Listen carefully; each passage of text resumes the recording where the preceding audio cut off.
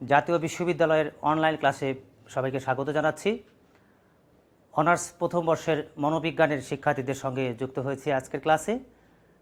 ঠিক যে কোর্সটি তোমাদের পড়াচ্ছিলাম, সাধারণ মনোবিজ্ঞান বা জেনারেল সাইকোলজি, আজকে 11 নম্বর ক্লাস লেকচারটি নিয়ে তোমাদের সঙ্গে যুক্ত হচ্ছি। প্রিয় শিক্ষার্থীবৃন্দ, একটি নতুন অধ্যায়ের সঙ্গে আমরা যুক্ত হচ্ছি। অধ্যায়টির নাম হচ্ছে ব্যক্তিত্ব, এবং আমরা এই ব্যক্তিত্ব অধ্যায়টার মধ্যে আজকে প্রাথমিক পর্যায়ে কিছু বিষয় নিয়ে কথা বলবো, এবং আরেকটি ক্লাসের মধ্য দিয়ে আসলে ব্যক্তিত্ব অধ্যায়টি হয়তো শেষ করা সম্ভব হবে। তো প্রিয় শিক্ষার্থীবৃন্দ, আমরা সেই ব্যক্তিত্বের যে ইংরেজি করেছি সেটা হচ্ছে পার্সোনালিটি, এবং এটি ষষ্ঠ অধ্যায় হিসাবে তোমাদের আছে। কোর্সের কোড হচ্ছে 213401। এবং প্রিয় শিক্ষার্থীবৃন্দ, আমরা পরবর্তী স্লাইডে আমরা আসতে চাচ্ছি। প্রিয় শিক্ষার্থীবৃন্দ, ব্যক্তিত্ব বা পাঠের শিরোনাম বলেছি এটাকে আমরা। ব্যক্তিত্ব সম্পর্কে তোমাদের তাত্ত্বিক এবং ব্যবহারিক ধারণা আজকের এই ক্লাস থেকে তৈরি হবে। আজকের পাঠ হিসেবে আমরা রেখেছি ব্যক্তিত্বের সংজ্ঞা, ব্যক্তিত্বের বৈশিষ্ট্য, ব্যক্তিত্বের ব্যাখ্যায় আধুনিক মনোবৈজ্ঞানিক প্রধান দৃষ্টিভঙ্গিসমূহ এবং ব্যক্তিত্বের শ্রেণীবিভাগ।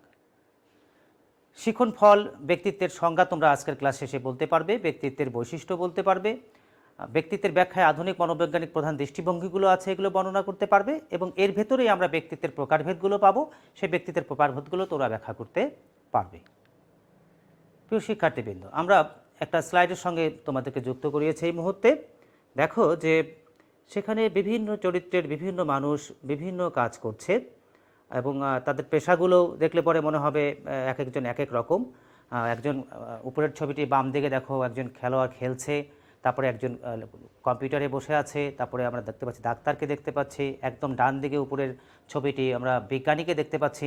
এইভাবে বিভিন্ন ছবির মধ্যে বিভিন্ন মানুষ বিভিন্ন কাজ করছে, এবং এ থেকে বোঝা যায় এক ব্যক্তি থেকে আরেক ব্যক্তি কিন্তু পেশাগত দিক থেকে যেমন আলাদা, তাদের কাজের দিক থেকে যেমন আলাদা, তাদের বৈশিষ্ট্যের দিক থেকে আলাদা, এবং এই ব্যক্তি যে এক ব্যক্তি থেকে আরেক ব্যক্তি যে আলাদা, এই ব্যক্তির এই আলাদা রূপ নিয়ে আজকে আমরা ক্লাসে যুক্ত হয়েছি। অর্থাৎ ব্যক্তি যে এক ব্যক্তি থেকে আরেক ব্যক্তি আলাদা, এই বৈশিষ্ট্যটাকে কেন্দ্র করে আমাদের ব্যক্তিত্ব বিষয়টা আলোচনা আসবে।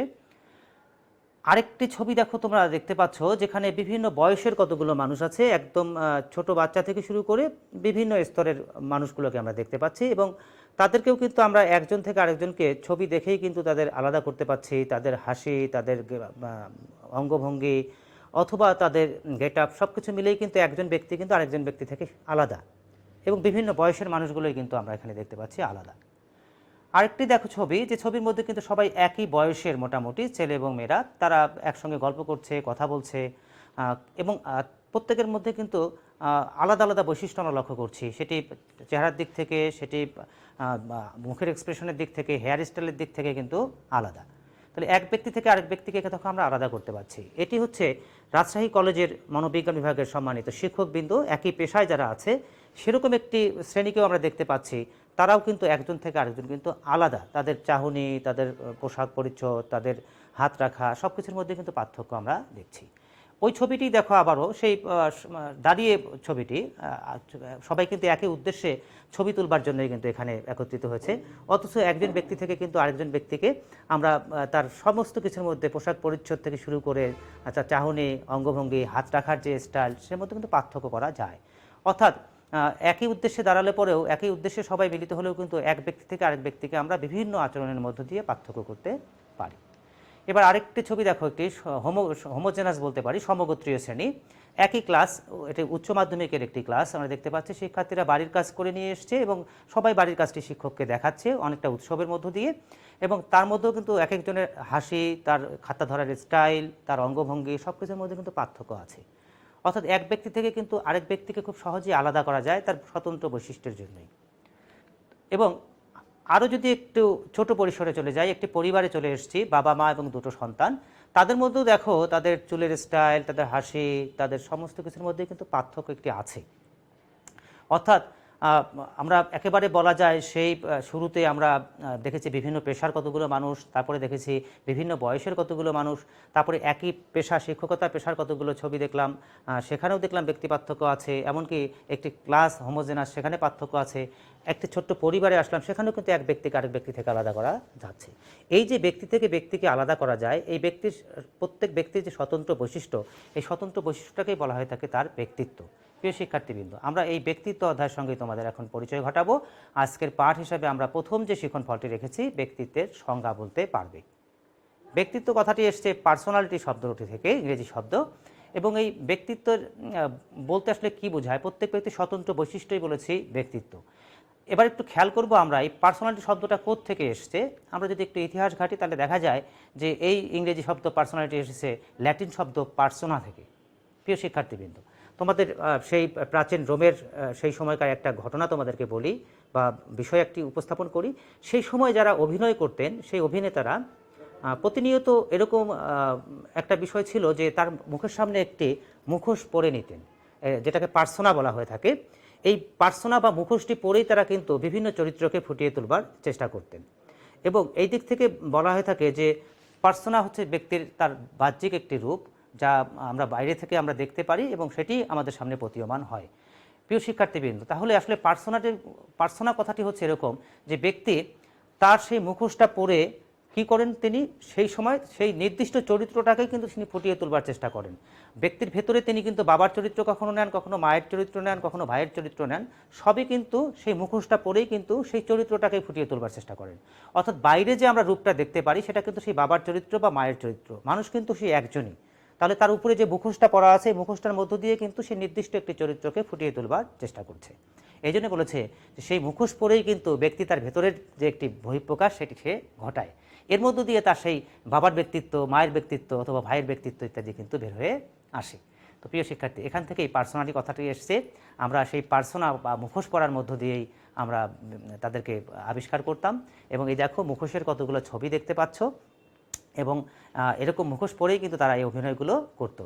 এই মুখোশটা যদি মুখের উপরে পড়ে তাহলে কীরকম একটি চেহারা হতে পারে সেটাও আমরা এই জায়গায় তাকালে পরে একটু খেয়াল করতে কিন্তু তোমরা পাচ্ছ, প্রিয় শিক্ষার্থীবৃন্দ।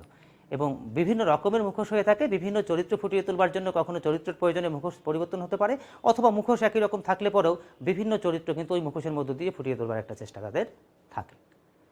আমরা দেখো অনেক রকম মুখোশ এখানে দেখতে পাচ্ছি, এবং এক একটা মুখোশ এক এক চরিত্রের জন্য সেখানে ফুটিয়ে তুলবার চেষ্টা করা হয়ে থাকে।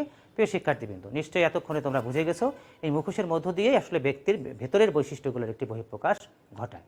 আমরা পরবর্তী স্লাইডে আমরা চলে আসি ব্যক্তিত্বের সংজ্ঞা। প্রত্যেক ব্যক্তির স্বতন্ত্র যে বৈশিষ্ট্যগুলো আছে সেটাকেই বলে থাকি আমরা ব্যক্তিত্ব।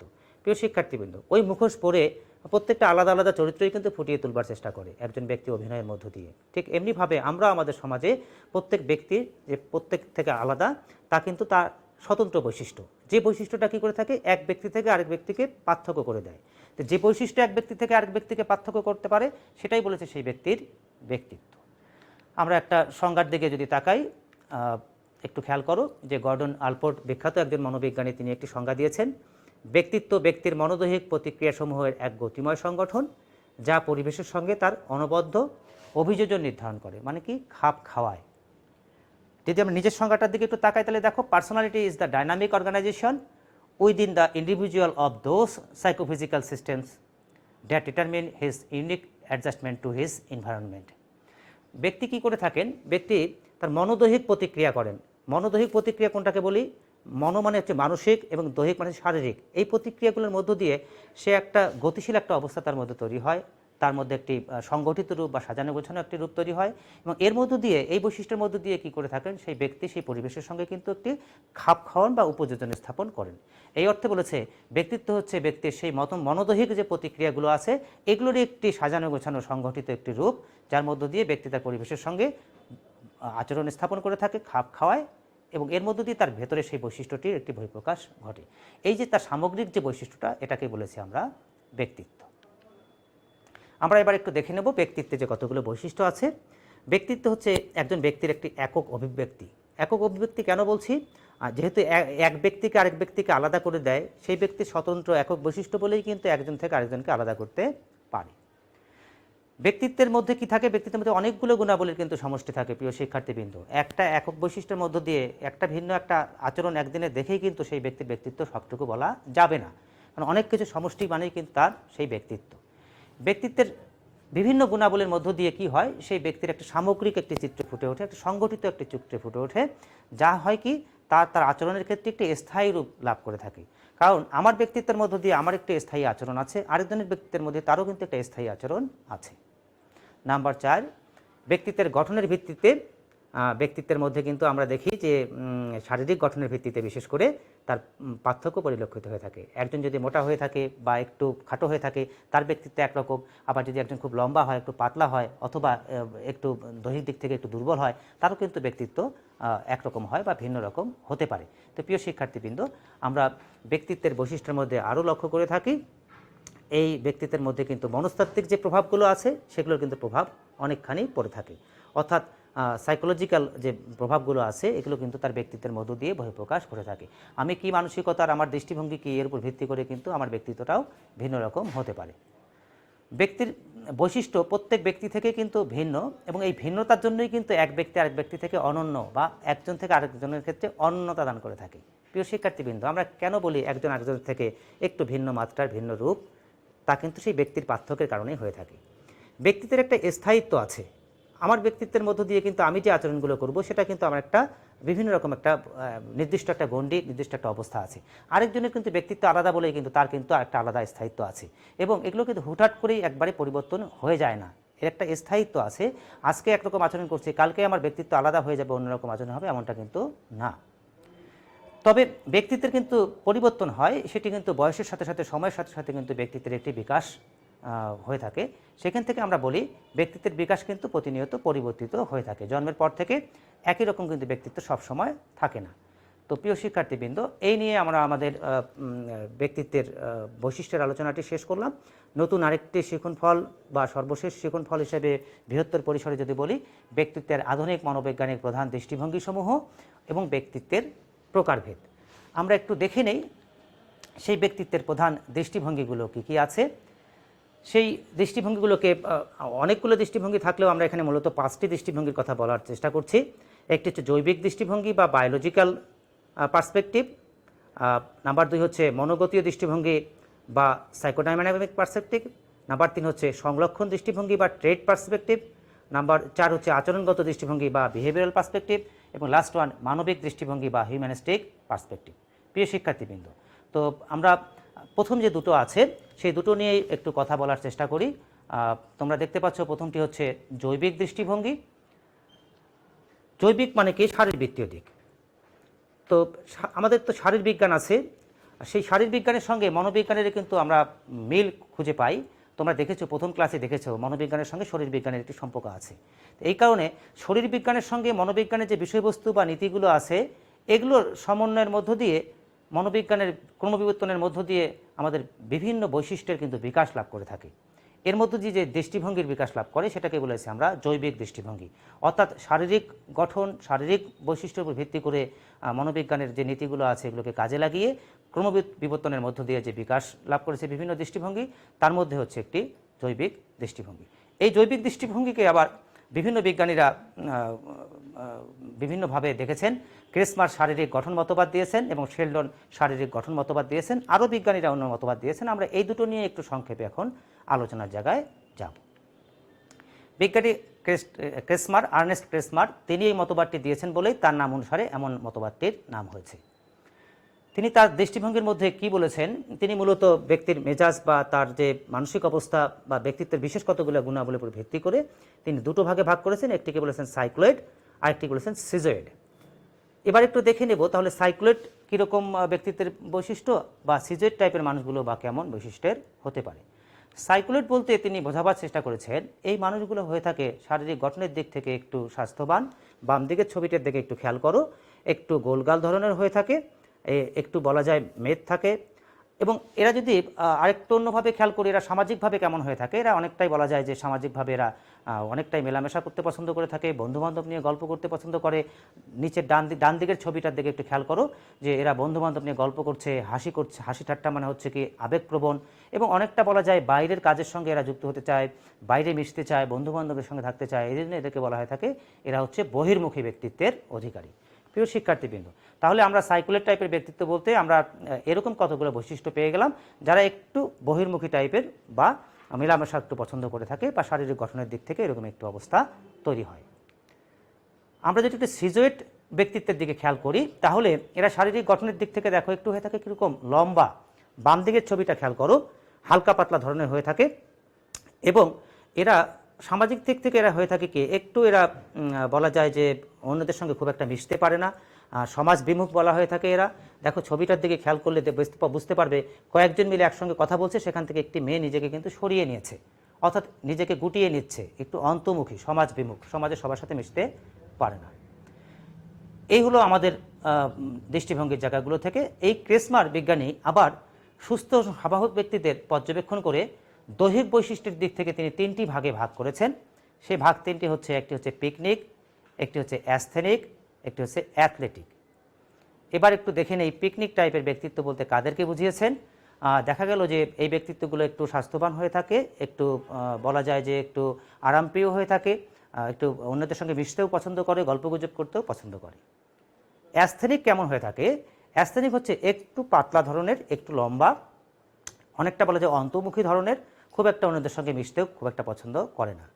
আর লাস্ট ওয়ান হচ্ছে অ্যাথলেটিক, অর্থাৎ খেলোয়াড়দের ক্ষেত্রে আমরা দেখে থাকি কীরকম, তারা অনেক বেশি সুঠাম দেহের অধিকারী, অনেকটা পেশিবহুল এবং অনেকটা বলা যায় যে আদর্শ স্বাস্থ্যের অধিকারী।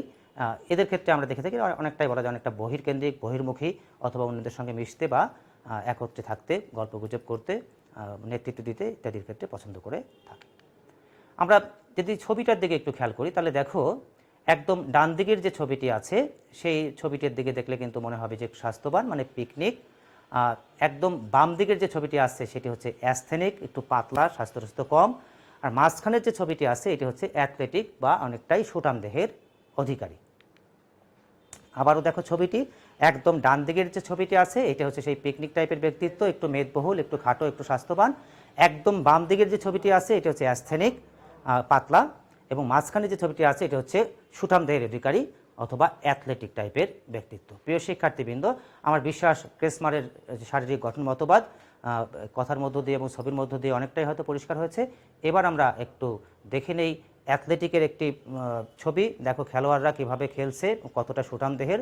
ছবি দেখলেই কিন্তু বোঝা যায় কতটা পেশিবহুল, কতটা উদ্যমী এবং অনেকটা বলা যায় আদর্শ স্বাস্থ্যের অধিকারী এইসব খেলোয়াড়রা। এবারে আমরা চলে আসি আরেকজন বিজ্ঞানী নাম হচ্ছে শেলডন। তিনি শারীরিক গঠন মতবাদ দিয়েছেন, তার নাম অনুসারে শেলডনের শারীরিক গঠন মতবাদ নামে এটি পরিচিত। আমরা যদি তার গঠন মতবাদের দিকে দেখি তিনি কি করেছেন, তিনি বহু সংখ্যক ব্যক্তির নগ্ন দেহের ছবি পর্যবেক্ষণ করে ব্যক্তিত্বের কতগুলো ভাগ করেছেন। তিনি বলেছেন যে এন্ডোমরফিক, একটোমরফিক, মেসোমরফিক, এই 3টি ভাগে তিনি ভাগ করেছেন। আমরা এবার একটু চেষ্টা করব এই শেলডনের মতে 3টি ভাগ সমান সমান কী বৈশিষ্ট্যগুলোর কথা তারা বলার চেষ্টা করেছেন। ছবির দিকে একটু খেয়াল করো তো, দেখো একদম মাঝখানের যে ছবিটি আছে সেটি কি বলছে? সেটি বলছে এন্ডোমরফিক, তাই না প্রিয় শিক্ষার্থীবৃন্দ? একটু স্বাস্থ্য বেশি, একটু খাটো। আবার ডান দিকের যে ছবিটি মেসোমরফিক, সেটি কিন্তু অনেকটাই সুঠাম দেহের অধিকারী, বেশ বলা যায় যে পেশিবহুল। আর একটোমরফিক দেখো একদম বাম দিকের যে ছবিটি সেটি কিন্তু পাতলা এবং ছিপছিপে, অনেকটা লম্বা, স্বাস্থ্য একটু দুর্বল। তো প্রিয় শিক্ষার্থীবৃন্দ দেখো আমরা কিন্তু দৈহিক গঠন দেখে কিন্তু বুঝতে পারছি যে তিনি নামগুলো কিভাবে করেছেন। তো সেখান থেকে আমরা নিশ্চয়ই সেই জায়গাগুলো একটু বুঝতে পারি, সেই দৈহিক গঠনের উপর ভিত্তি করে যে বৈশিষ্ট্যগুলো হয়। যাদের ক্ষেত্রে একটু স্বাস্থ্য বেশি থাকে তারা একটু বহির্মুখী টাইপের হয়, একটু মেলামেশা করতে পছন্দ করে থাকে। পাশাপাশি আমরা দেখেছি যে অন্য যে দুটো এখানে একটা দেখেছি যে আমরা একটু পাতলা ধরনের যারা হয় তারা একটু অন্তর্মুখী টাইপের হয়ে থাকে, একটু ঘরকুনো টাইপের হয়ে থাকে। পাশাপাশি যারা একেবারে একটু সুঠাম দেহের অধিকারী ছিল তারা কিন্তু অনেকটাই বলা যায় যে খেলোয়াড় টাইপের অথবা বহির্কেন্দ্রিক ব্যক্তিত্বের কিন্তু বৈশিষ্ট্য লক্ষ্য করেছে। বিজ্ঞানী শেলডন আবার দেখো সেই মানসিক বৈশিষ্ট্যের ভিত্তিতে কিন্তু তিনি আবার 3টি ভাগে ভাগ করেছেন। সেই 3টি ভাগ এখানে দেখতে পাচ্ছ, ভিসেরোটনিক, সেরিব্রোটনিক, সোমাটোটনিক। আমরা এখন এই 3টি ভাগ নিয়ে একটু দেখার চেষ্টা করব তিনি এর মধ্য দিয়ে মানসিক বৈশিষ্ট্যের ভিত্তিতে ব্যক্তিত্বকে কিভাবে ভাগ করেছেন। প্রথম যে ভাগটি আছে সেটা হচ্ছে ভিসেরোটনিক। উপরের যে ছবি দুটো আছে একটু তোমরা যদি খেয়াল করো তাহলে দেখবে যে সেই মহিলাটি বা মেয়েটি অনেক খাবার নিয়ে কিন্তু সেখানে ব্যস্ত, এবং এ থেকে আমরা বলতে পারি সে অনেক ভোজনপ্রিয় বা ভোজনবিলাসী আমরা বলে থাকি। আবার যদি নিচের যে দুটো ছবি আছে এই দুটোর দিকে তাকাই তাহলে দেখবে বিছানায় শুয়ে আছে বাম দিকের ছবিতে অনেকটা আরাম আয়েশ করে রিল্যাক্স করে, ডান দিকেও দেখো ঠিক তেমনি সোফার মধ্যে বসে অনেকটাই আয়েশ করে কিন্তু সে রিল্যাক্স করছে। এখান থেকে আমরা বলতে পারি এই ভিসেরোটনিক যে মানুষগুলো আছে এই মানুষগুলো একদিকে ভোজন বিলাসী হয়ে থাকে, আরেকদিকে অনেক বেশি আরামপ্রিয় হয়ে থাকে। এর বাইরেও আরও যে বৈশিষ্ট্যগুলো আমরা খেয়াল করি, এরা কী হয়ে থাকে, এরা দেখো একসঙ্গে সবাই মিলেমিশে বিভিন্ন অনুষ্ঠানে তারা অংশগ্রহণ করছে, বাইরে ঘুরতে গিয়েছে, সেই উপরের ডান দিকের ছবিটি দেখলে মনে হয়, আবার নিচের ছবিটি দেখলেও দেখো মনে হবে যে একসঙ্গে বসে তারা গল্পগুজব করছে, কোনো মজা করছে, কোনো একটা কিছু এনজয় করছে। অর্থাৎ এরা বন্ধু বান্ধবদের সঙ্গে গল্প করতে পছন্দ করে, সামাজিকভাবে মেলামেশা করতে পছন্দ করে, এবং এরা অনেকটা বলা যায় একটু বহির্কেন্দ্রিক টাইপেরও হয়ে থাকে। প্রিয় শিক্ষার্থীবৃন্দ, এবার যদি আমরা 2 নম্বর ভাগটার দিকে যাই তাহলে দেখো সেরিব্রোটনিক। এরা কীরকম হয়ে থাকে, উপরের যে বাম দিকের ছবিটি আছে তাকালেই দেখবে যে মেয়েটি কিন্তু একটু নিজেকে অন্যদের থেকে আলাদা করে নিয়েছে, অর্থাৎ তাদের সঙ্গে সে মিশতে পারছে না, একটু আত্মকেন্দ্রিক করতে যাচ্ছে। ডান দিকের ছবিটির দিকে দেখো, উপরের ছবিটি, মেয়েটি একাকী বসে আছে এবং এর মধ্যে দিয়ে একটা আত্মকেন্দ্রিকতার কিন্তু একটা ভাব ফুটে ওঠে। নিচের যে দুটো ছবি আছে এর মধ্য দিয়েও খেয়াল করো যে বন্ধুবান্ধব থেকে কিন্তু সবসময় সরে এসছে, সেখানে সে মিশতে পারছে না, তাদের সঙ্গে থাকতে পারছে না। এর মধ্য দিয়ে আমরা বলতে পারি এরা কি হয়ে থাকে, সেরিব্রোটনিকরা একটু আত্মকেন্দ্রিক হয়, এর একটু আত্মসংযমী হয়ে থাকে এবং সামাজিকভাবে এরা খুব একটা মেলামেশা করতে পছন্দ করে না, এবং বলা হয়ে থাকে একটু অন্তর্মুখী টাইপের কিন্তু ব্যক্তিত্বের অধিকারী এরা হয়ে থাকে। আমরা নাম্বার 3 যদি দেখি সোমাটোটনিক, এরা কীরকম, এরা হচ্ছে একটু উদ্যমশীল হয়ে থাকে, খুব স্পৃহা নিয়ে কাজ করতে পছন্দ করে বা স্পৃহা থাকে। উপরের যে ছবি বাম দিকের ছবিটি আছে দেখো মেয়েটি কতটা উদ্যমী, ছবি দেখলেই বোঝা যাচ্ছে। একদম নিচের যে ছবিটি আছে দেখো চ্যালেঞ্জ, সেখানে দেখো ছবি দেখে বুঝতে পারি যে কতটা বড় ঝুঁকি নিতে পারে, কতটা চ্যালেঞ্জ নিতে পারে। সব মানুষ কিন্তু এরকম ঝুঁকি নিতে পারে না, সবাই ঝুঁকি নিতে আমরা পছন্দ করি না, সাহসও পাই না। তো এই সোমাটোটনিক টাইপের ব্যক্তিত্বরা কিন্তু খুব ঝুঁকি নিতে পারে, খুব দৃঢ়প্রতিজ্ঞ থাকে এরা। এবং এদের মধ্যে আরেকটি বৈশিষ্ট্য লক্ষ্য করা যায়, এরা অনেক সময় একটু রাগী, একটু আক্রমণাত্মক। ডান দিকের যে ছবিটি আছে এটির দিকে খেয়াল করলে দেখো ছেলেটি যেভাবে দাঁড়িয়ে আছে তার মধ্যে একটি আক্রমণাত্মক ভাব আছে, আবার মেয়েটিও দেখো যেভাবে আঙ্গুল উঁচিয়ে যেভাবে তার অঙ্গভঙ্গি করেছে এর মধ্য দিয়ে কিন্তু একটা আক্রমণাত্মক ভাগ আমরা লক্ষ্য করছি। প্রিয় শিক্ষার্থীবৃন্দ, তো এই সোমাটোটনিক যে ব্যক্তিত্বগুলো আছে এই ধরনের মানুষগুলো একটু উদ্যমশীল, দৃঢ়প্রতিজ্ঞ এবং অনেকটাই বলা যায় একটু আক্রমণধর্মী ধরনের হয়ে থাকে। তো প্রিয় শিক্ষার্থীবৃন্দ, আমরা এর মধ্য দিয়ে শেলডনের যে ভাগটি আছে এটা আলোচনা শেষ করলাম। এখন একটু দেখে নেই ক্রেসমার এবং শেলডনের এই যে দুটো দৃষ্টিভঙ্গি, তাদের মধ্যে আবার কিন্তু অনেকগুলো জায়গায় আমরা এতক্ষণ আলোচনার মধ্য দিয়ে বুঝে গেছি মিল আছে। তোমাদের মনে সুবিধা রাখার জন্যই কিন্তু আমি এরকম একটা স্লাইড ব্যক্তিগতভাবে তৈরি করেছি, এটি হয়তো বইয়ে পাবে না। ক্রেসমার যেভাবে ভাগ করেছেন, যাকেই বলেছেন সাইক্লোইডের বৈশিষ্ট্য, সেই বৈশিষ্ট্যের সঙ্গে ক্রেসমারের কিন্তু পিকনিকের মিল আছে। আবার সাইক্লোইডের বৈশিষ্ট্যগুলো ব্যাখ্যা করার মধ্য দিয়ে আমি এন্ডোমরফিকের যে শেলডনের বৈশিষ্ট্যগুলো আলোচনা করেছি তাও মিল আছে, আবার পিকনিকের সঙ্গে কিন্তু ভিসেরোটনিকের মিল আছে। অর্থাৎ 1 নম্বরের মধ্যে ক্রেসমারের যে দুটো আছে আর শেলডনের যে দুটো আছে এই দুটো কিন্তু অনেকটাই মিল আছে। এবং ডান দিকে একটা ছবি দেখে এসে একটু স্বাস্থ্যবান, একটু বলা যায় মেদবহুল, একটু গল্পগুজব করতে পছন্দ করে, একটু বহির্কেন্দ্রিক টাইপেরও হয়ে থাকে। নাম্বার 2 দেখো সিজোয়েটের সঙ্গে একটোমরফিকের মিল, অ্যাস্থেনিকের সঙ্গে সেরিব্রোটনিকের মিল আছে। এবং দৈহিক গঠনের দিক থেকে কেমন হয়, এরা একটু পাতলা ধরনের হয়ে থাকে, একটু সিপসিপে হয়ে থাকে, এবং এরা অনেকটাই বলা যায় একটু অন্তর্মুখী ধরনের ব্যক্তিত্বের অধিকার হয়ে থাকে, মানুষের সঙ্গে খুব একটা মিশতে চায় না, মিশতে পছন্দ করে না। ঠিক এমনিভাবেই সিজোয়েট বা অ্যাস্থেনিক এবং সিজোয়েটের সঙ্গে একটোমরফিক, অ্যাস্থেনিকের সঙ্গে সেরিব্রোটনিক, অর্থাৎ 2 নম্বরের যে ক্রেসমারের দুটো এবং শেলডনের মধ্যে যে দুটো, এই দুটোর মধ্যে কিন্তু মিল আছে। লাস্ট ওয়ান রেখেছি নাম্বার 3-এ দেখো অ্যাথলেটিক। ক্রেসমার ভাগ করেছেন অ্যাথলেটিক, আর শেলডন বলেছেন মেসোমরফিক এবং সোমাটোটনিক। অ্যাথলেটিকের যে শারীরিক গঠন সেটি ডান দিকের ছবিটি দেখলে বুঝতে পারছো, অনেকটাই পেশিবহুল এবং সুঠাম দেহের অধিকারী, খেলোয়াড়দের ক্ষেত্রে এমনটি হয়ে থাকে। এবং এইগুলো কিন্তু মেসোমরফিক এবং সোমাটোটনিকের ক্ষেত্রে কিন্তু এমন বৈশিষ্ট্যগুলো আমরা লক্ষ্য করে থাকি। তাহলে এখান থেকে আমরা বলতে পারি তার শারীরিক গঠনের দিক থেকে তার বিভিন্ন রকম বৈশিষ্ট্য কিন্তু আমরা পেলাম, কিছু কিছু ক্ষেত্রে মানসিক বৈশিষ্ট্যের দিক থেকেও আমরা মিল পেলাম। প্রিয় শিক্ষার্থীবৃন্দ, এই চারটা মনে থাকলে পরে তোমাদের এই দুজনের মধ্যে যে অনেকগুলো মিল আছে সেই মিলগুলো তোমরা পেয়ে যাবে। আমরা এবার চলে যাই, আমাদের আরেকটি দৃষ্টিভঙ্গি আছে সর্বশেষ, মনোগতীয় দৃষ্টিভঙ্গি বা সাইকোডাইনামিক পার্সপেক্টিভ। একজন বিজ্ঞানীর ছবি দেখতে পাচ্ছ, সিগমন্ড ফ্রয়েড, খুব বিখ্যাত একজন মনোবিজ্ঞানী। এবং তার পরিচয় শুধুমাত্র মনোবিজ্ঞানের ক্ষেত্রে, মনোবিজ্ঞানের পরিবারের ক্ষেত্রেই নয়, গোটা বিশ্ব মানুষটির কিন্তু নাম জানে, বিজ্ঞান হিসেবে অনেক সমাদৃত হয়েছেন। আর তার মতবাদ একদিকে যেমন আলোড়ন সৃষ্টি করেছে, কিছু কিছু ক্ষেত্রে তার মতবাদ কিছু মাত্রায় বিতর্কও সৃষ্টি করেছে। প্রিয় শিক্ষার্থীবৃন্দ, আমরা এখন একটু দেখে নেব সেই সিগমন্ড ফ্রয়েড, তার ব্যক্তিত্বের সেই মতবাদটাকে বলা হয়ে থাকে সাইকোঅ্যানালাইসিস থিওরি, মনোসমীক্ষণ মতবাদ। তিনি সেখানে কি বলেছেন? তিনি মূলত এই মতবাদটির প্রবর্তক। তিনি মূলত অবচেতন শক্তির উপরে সবচেয়ে বেশি গুরুত্ব দিয়েছেন এবং অবচেতন শক্তির উপর গুরুত্ব দিয়ে তার মতবাদটাকে প্রতিষ্ঠিত করেছেন। তাহলে অবচেতন শক্তি বুঝতে গেলে প্রিয় শিক্ষার্থীবৃন্দ আমাদের এরকম একটা বিষয় বুঝতে হবে, আমাদের একটি আছে যে চেতন মন, একটি আছে প্রাক চেতন মন, আরেকটি আছে অবচেতন মন। চেতন মন মানে হচ্ছে সেটাই যেটা দিয়ে আমরা সচেতনভাবে যেসব কাজগুলো করি সেগুলোকে বলি আমরা চেতন মন। অবচেতন গুণগুলো যেগুলো আমি পুরোপুরি সচেতনের মধ্যে থাকি না, আবার একেবারে অবচেতনের মধ্যেও থাকি না, মাঝামাঝি একটা অবস্থার মধ্য দিয়ে আমরা যে কাজগুলো করি সেগুলোকে বলেছি আমরা প্রাকচেতন। আরেকটা হচ্ছে একেবারেই বলা যায় অবচেতন, আমি কিছুই সচেতন অবস্থায় নাই, টোটালি একেবারে বলা যায় অনেকটা ঘুমের মধ্যে থাকলে পরে যেরকম একটা অবচেতন অবস্থা থাকে সেরকম একটা অবস্থায় আমার কিন্তু মনের স্তরটি কিন্তু কাজ করে থাকে। তো সেটিও কিন্তু একটা ব্যাপক ভূমিকা পালন করে থাকে। এবং সিগমন্ড ফ্রয়েড সেই কথাটি বলার চেষ্টা করেছেন, আমাদের অবচেতন যে মনটি আছে, যে পরিধি নিয়ে আছে, যত ব্যাপক জায়গা জুড়ে আছে, এটিই কিন্তু আমার ব্যক্তিত্ব বিকাশের ক্ষেত্রে, ব্যক্তিত্বের বহিঃপ্রকাশের ক্ষেত্রে একটা গুরুত্বপূর্ণ ভূমিকা পালন করে। এই জন্য বলেছে যে দৃষ্টিভঙ্গিতে মানব আচরণ অনুধানের ক্ষেত্রে অবচেতন শক্তির বা মনোগতীয় ভূমিকার উপর গুরুত্ব আরোপ করা হয়েছে, তাকে বলা হয়ে থাকে মনোগতীয় দৃষ্টিভঙ্গি।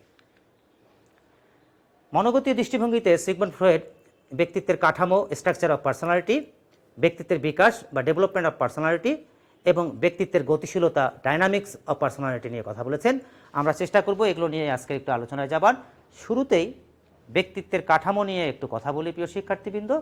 ব্যক্তিত্বের কাঠামোর মধ্যে তিনি তিনটি ভিন্ন বিষয়ের অবতারণা করেছেন এবং তার উপর ভিত্তি করে তিনি ব্যক্তিত্ব গঠিত হয় বলেছেন। একটি বলেছেন আদিসত্তা বা ইদম বা ঈদ, নাম্বার 2 বলেছেন অহম বা ইগো, আর নাম্বার 3 বলেছে অতি অহম বা সুপার ইগো। আমরা একটু এই তিনটায় পরিষ্কার হবার চেষ্টা করি। শুরুতেই আসি আদিসত্তা বা ইদম।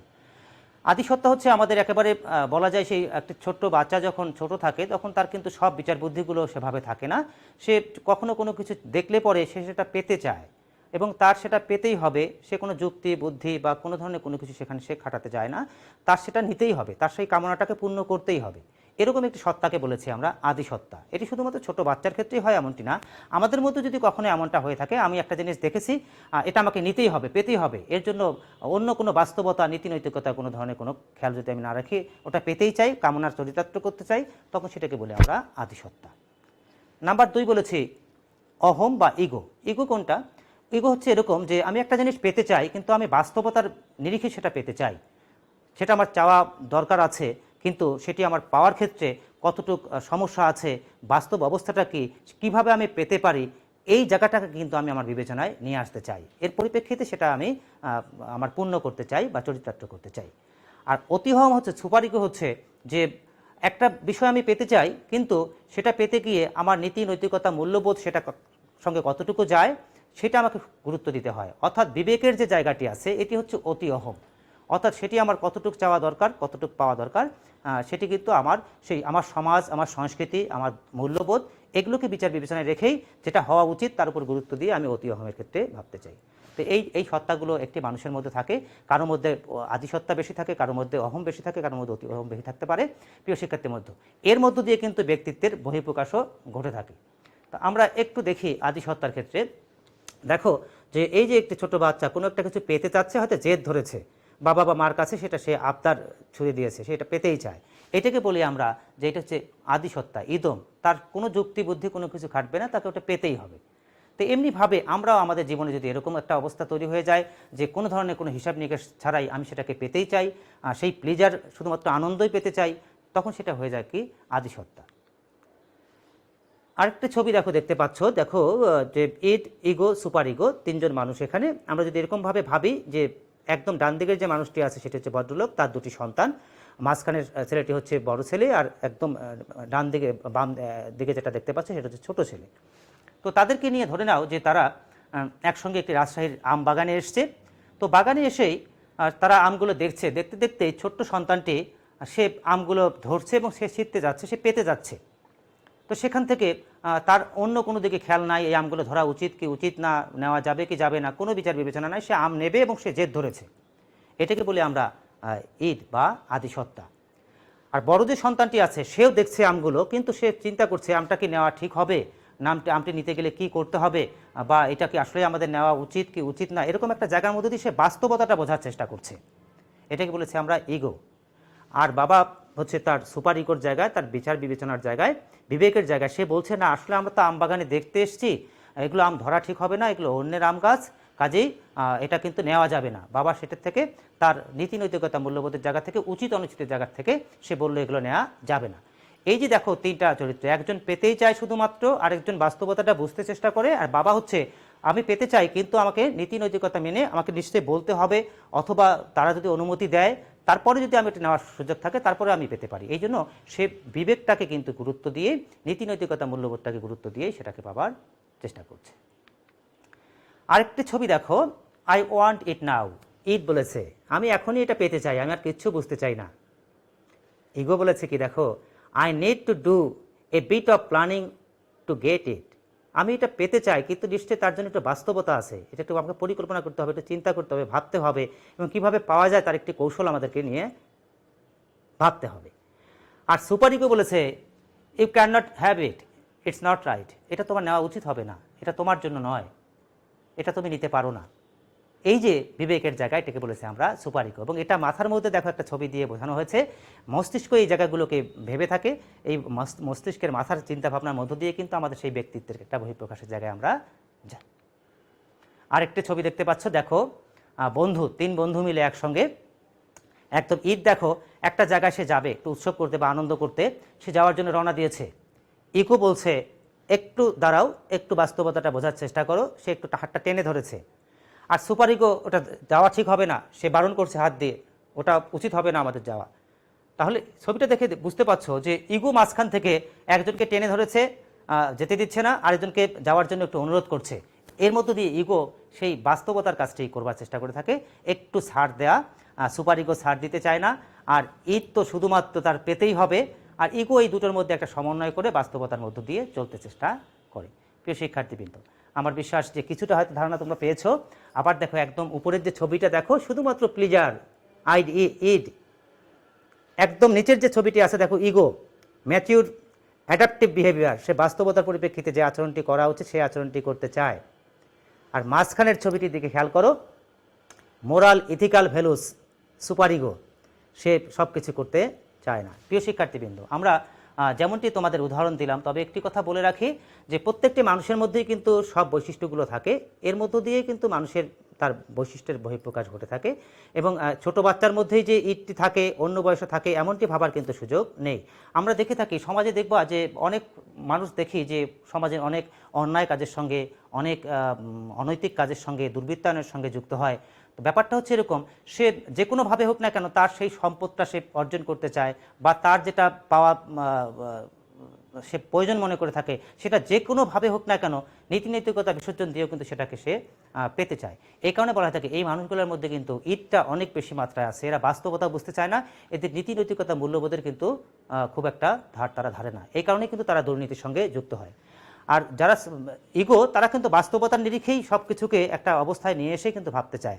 আর একেবারে বলা যায় যে সুপার ইগো যারা, তারা কিন্তু একেবারে কোনটি হওয়া উচিত কোনটি হওয়া উচিত না সেটিকে সবচেয়ে বেশি গুরুত্ব দেওয়া থাকে। আমি একদিন না খেয়ে থাকতে পারবো, কিন্তু আমি এই অপরাধটি করতে পারবো না, বা এই অন্যায়টি আমার করা যাবে না, বা তোমার করা যাবে না, এরকম একটা মানে কঠিন বিবেকের জায়গায় কিন্তু অবস্থান করে থাকে সুপার ইগো। তো আমরা সমাজের মানুষের কাছ থেকে নিশ্চয়ই এরকম আচরণ প্রত্যাশা করি। নিশ্চয়ই একজন বিচারপতির কাছ থেকে আমরা অনেক বেশি স্ট্রং দেখতে চাই তার সুপার ইগোর জায়গাটা।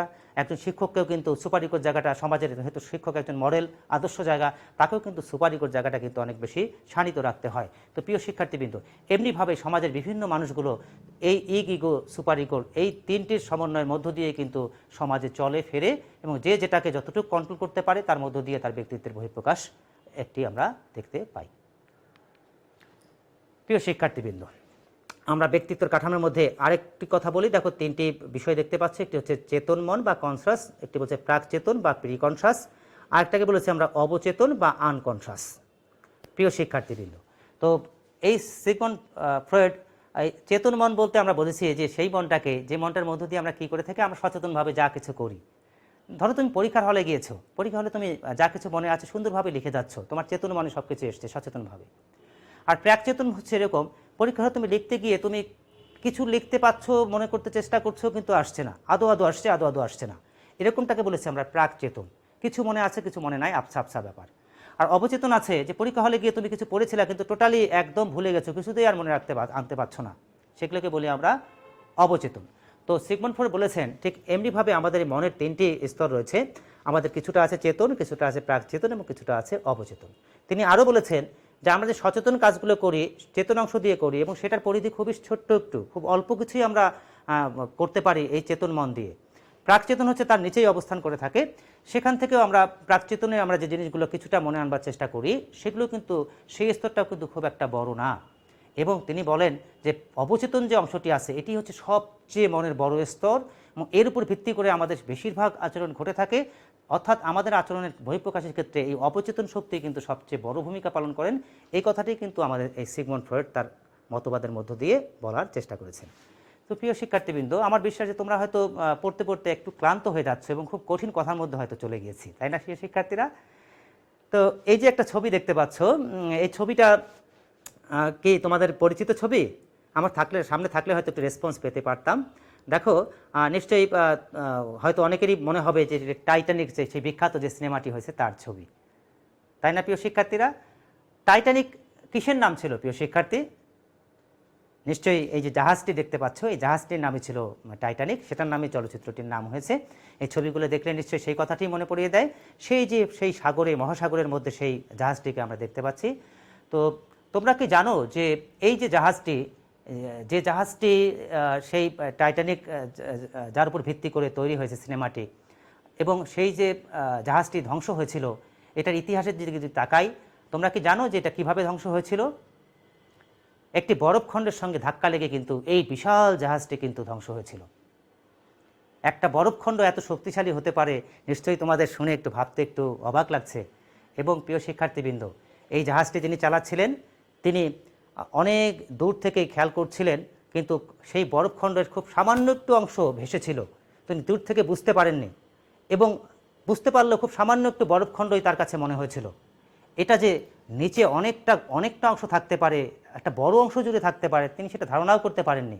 এবং সেই বড় অংশটির ধাক্কা আমার এই জাহাজটি ধ্বংস হয়ে যাবে, এটি কিন্তু সেই চালকের পক্ষে কিন্তু ভাবাও খুব কঠিন ছিল।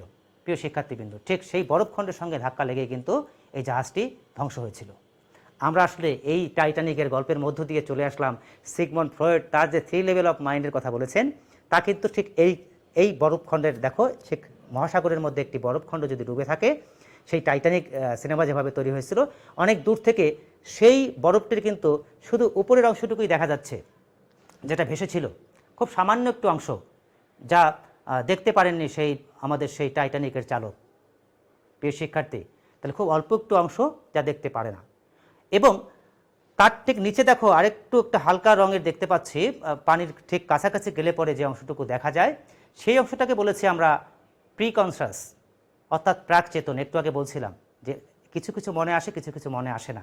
অর্থাৎ সেই বরফখণ্ডটির কাছাকাছি গেলে পরে সেই বরফখণ্ডের উপরের অংশ থেকে নিচের যে অংশটুকু ওখানে দেখা যায়, সেটাও কিন্তু সবটুকু দেখে, কিছুটা অংশ দেখা যায়, আদো আদো দেখা যায়। এবং সেই বরফখণ্ডটির একদম নিচের যে গভীরের অংশটুকু আছে সেটাকে বলেছি আমরা আনকনশাস, অর্থাৎ বেশিরভাগ অংশটাই কিন্তু সেই পানির কাছে গেলেও কিন্তু দেখতে পারা যায় না, ঠিক যেমনটি হয়েছে সেই চালকের ক্ষেত্রে, অর্থাৎ যেটা ডুবে আছে। তাহলে প্রিয় শিক্ষার্থীবৃন্দ, ঠিক মানব মনের লেভেলগুলোকে বলেছে সবচেয়ে অল্প অংশ কনশাস, যেটা ভেসে থাকে, যেটা সূর্যের আলো পায়। তারপরে অংশটুকু বলেছে পানির ঠিক কাছাকাছি থাকে, সেটাকে বলেছে প্রিকনশাস, প্রাকচেতন। এবং আনকনশাসটা হচ্ছে সবচেয়ে বড় অংশ, ঠিক মানব মনের স্তরও হচ্ছে তাই। সেই আনকনশাস মাইন্ডটাই হচ্ছে আমাদের সবচেয়ে বড় অংশ। এই অংশটি আমাদের সবচেয়ে বেশি ভূমিকা পালন করে থাকে আমাদের আচরণের ক্ষেত্রে। দেখো, এখানে যদি একটু ছবিটার দিকে খেয়াল করো, একদম উপরের অংশটুকু বলেছে আমরা কনশাস, যেটা সূর্যের আলো পড়েছে চকচকে সাদা। তারপরে একটু ঢেউ খেলে গিয়েছে প্রিয় শিক্ষার্থীবৃন্দ, সেটাকে বলেছে আমরা প্রিকনশাস, প্রাকচেতন। এবং একেবারেই বলা যায় সেই সাদা ঢেউটার নিচ থেকে যে বাকি পুরো অংশটা, সেটাকে বলেছে আমরা অবচেতন বা আনকনশাস। এই এই তিনটার সঙ্গে আমরা যদি একটু ইগো সুপার ইগোর একটু সম্পর্ক দেখতে চাই তাহলে একটু ছবিটার দিকে তাকালে একটু খেয়াল করো প্রিয় শিক্ষার্থীবৃন্দ। দেখো ইগো কোনটাকে বলেছি, ইগো বলেছি একদম ডান দিকে উপরের দিকে যদি আমি একটু অংশ ভাগ করি উপর থেকে ডান দিকে, অর্থাৎ ইগো হয়েছে কিছুটা আছে হচ্ছে চেতন অংশে, কিছুটা আছে প্রাক চেতন অংশে, আর কিছু অংশ আছে সেই সুপার ইগোর জায়গায়, আনকনশাস জায়গায়। প্রিয় শিক্ষার্থীবৃন্দ, এখন যদি আমরা একটু দেখি ঈদের অবস্থানটা কোথায়, ঈদ কী কী মিলে আছে, একদম ছবিটার দিকে খেয়াল করো, দুটো ভাগে ভাগ করে ডান দিকের নিচের যে অংশটিকে আছে একটা ত্রিভুজের মতো হয়েছে, এইটা হচ্ছে ঈদ, যেটাকে বলেছি আমরা ইদম। এ কোথায় আছে, এ টোটালটাই কিন্তু আছে অবচেতন আনকনশাস জায়গায়। আর একদম বাম দিকের যে ছবিটি, বাম দিকের যে অংশটি দেখতে পাচ্ছ দুটি ভাগের, সেটি কিন্তু আমাদের কি সুপার ইগো। সুপার ইগো কী কী মিলে আছে, সুপার ইগো কিছু অংশ আছে কনশাস, কিছু আছে প্রিকনশাসে, আর একটা বড় অংশ আছে আনকনশাসে। প্রিয় শিক্ষার্থীবৃন্দ, সব কিছু মিলে যদি আমরা দেখি তাহলে দেখো ঈদ এবং সুপার ইগো তাদের কিন্তু দুজনের অবস্থায় কিন্তু আনকনশাসে অনেকটা আছে, এবং ইগোরও কিন্তু কিছু অংশ আমরা দেখতে পাচ্ছি, এবং ইগোর একটা অংশ আমরা চেতনেও আছে, একটা প্রাকচেতনেও আছে, একটা অবচেতনেও আছে। প্রিয় শিক্ষার্থীবৃন্দ, এভাবে দেখো যে একজন ব্যক্তি তার বিভিন্ন দশায় যে ইগো সুপার ইগোগুলো কাজ করে থাকে, এবং সেটা মানব বনে যে তিনটা স্তর আছে তার উপর ভিত্তি করে কিন্তু সে পরিচালিত হয়। এই কারণে বলা হয়ে থাকে অবচেতন অংশটি যেহেতু আনকনশাস অংশটি যেহেতু অনেক বেশি বড়, এই কারণে এই অংশটির প্রাধান্যই হচ্ছে সবচেয়ে বেশি। প্রিয় শিক্ষার্থীবৃন্দ, আমরা নিশ্চয়ই মোটামুটি একটা ধারণা পেয়ে গেলাম। দেখো সেই তিনটি ভাগে এখানে আমরা লিখলাম, চেতন, কনশাস, প্রাকচেতন বা প্রিকনশাস এবং অবচেতন। প্রিয় শিক্ষার্থীবৃন্দ, সংক্ষেপে আমরা এইটুকু আলোচনার মধ্য দিয়েই তোমাদের বোঝাবার চেষ্টা করলাম। আসলে অনেক কথা, অনেক বিশ্লেষণ। নিশ্চয়ই উপর ক্লাসে যখন তোমরা উঠবে তখন দেখবে যে ফোর্থ ইয়ারে উঠলে পরেই তোমরা দেখো ব্যক্তিত্বের একটি থিওরি তোমরা পড়বে, পার্সোনালিটির থিওরি, তখন নিশ্চয়ই আরও তোমাদের ভিতরে ঢোকার সুযোগটি হবে। আমরা চলে এসেছি আমাদের সর্বশেষ ব্যক্তিত্বের বিকাশ নিয়ে। ব্যক্তিত্বের বিকাশের ক্ষেত্রে তিনি বিভিন্ন ভাগে ভাগ করেছেন, বিভিন্ন এলাকার উপর, শারীরিক বিভিন্ন অঙ্গের বিভিন্ন এলাকার উপর ভিত্তি করে তিনি মোটামুটি 5টি ভাগে ভাগ করেছেন। একটি বলেছেন মুখ পর্যায় বা ওরাল স্টেজ, এবং 1 থেকে 1.5 বছর বয়স পর্যন্ত তিনি বলেছেন যে ব্যক্তিত্ব বিকাশের ক্ষেত্রে এই মুখ বা ওরাল অংশটি একটি গুরুত্বপূর্ণ ভূমিকা পালন করে থাকে, এবং এর উপর ভিত্তি করে ব্যক্তিত্বের বিভিন্ন বৈশিষ্ট্যের বিকাশও ঘটে থাকে। কি বলেছেন, এই সময় বাচ্চারা কোনো কিছু কামড় দিতে, কোনো কিছু চিবাতে, মুখটাকে ব্যবহার করতে তারা অনেক বেশি স্বাচ্ছন্দ্য বোধ করে।